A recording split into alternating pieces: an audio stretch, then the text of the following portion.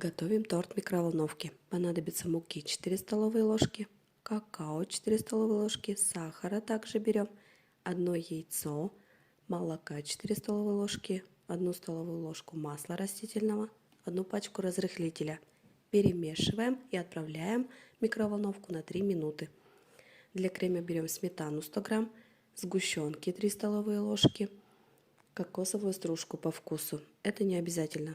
Бисквит делим на 3 равные части, пропитываем сладким чаем или соком, смазываем каждый слой кремом, сверху украшаем стружкой или шоколадом.